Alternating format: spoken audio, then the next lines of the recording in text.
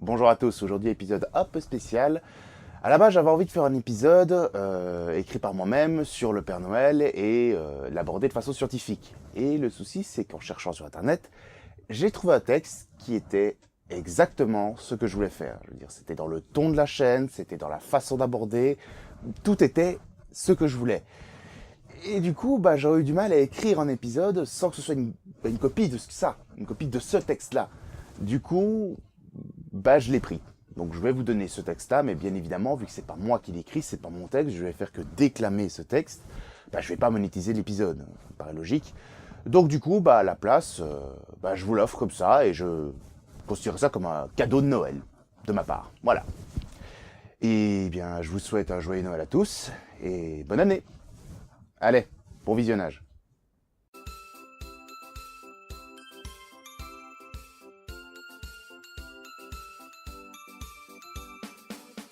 Aucune espèce connue de reine ne peut voler, mais bon. Il reste quand même plus de 300 000 espèces à répertorier. Et même si la plupart sont probablement des insectes ou des germes, ça n'exclut pas complètement l'idée qu'il puisse y avoir des rennes volants uniquement vus par le Père Noël. Il y a 2 milliards d'enfants dans le monde, dont l'âge est inférieur à 18 ans. Mais comme le Père Noël ne semble pas être pris en compte par les hindous, les musulmans, les juifs et les bouddhistes, ça réduit ce nombre à 15%. Donc 378 millions selon l'US Population Référence Bureau. En estimant une moyenne de 3,5 enfants par foyer, cela nous fait 91,8 millions de foyers. Et on considérera qu'il y a au moins un enfant sage par foyer. Grâce à la rotation de la Terre et aux différents fuseaux horaires, le Père Noël a 31 heures pour faire sa tournée, en supposant qu'il va d'est en ouest. Ce qui me semble logique. Cela nous fait 822,6 visites par seconde. C'est-à-dire que pour chaque foyer chrétien, le Père Noël a environ 1 millième de seconde pour se garer, sauter du traîneau, descendre dans la cheminée, remplir les chaussettes, distribuer les cadeaux restants sous le sapin, éventuellement manger les gâteries laissées pour lui par les enfants, remonter dans la cheminée, puis embarquer dans son traîneau et aller à la maison suivante. En supposant que les 91,8 millions de foyers soient uniformément répartis sur Terre, et on sait que c'est faux, mais on va dire oui pour simplifier les calculs, cela nous fait une distance de 1,25 km entre chaque foyer, et donc un total de 120 millions de kilomètres. Et encore, là, on ne tient pas compte que le Père Noël doit faire ce que tout le monde fait, au moins une fois toutes les 31 heures, en plus du repas, etc. Cela veut dire que le traîneau du Père Noël se déplace à plus de 1000 km par seconde, soit près de 3000 fois la vitesse du son. La très légère contraction temporelle due aux effets relativistes et aux audacieuses théories de l'univers Gemelaire ne peuvent expliquer cette performance.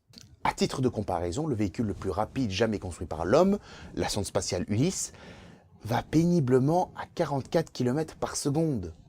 Et encore, hors de la couche atmosphérique. Un renne traditionnel ne peut dépasser les 25 km/h, voire les 30 km/h, s'il est poursuivi par un gâti désireux de lui exposer sa conception du monde. Il nous appartient de signaler que certaines contrées très vitieuses sur leur souveraineté aérienne n'hésiteraient pas à abattre ce riant cortège.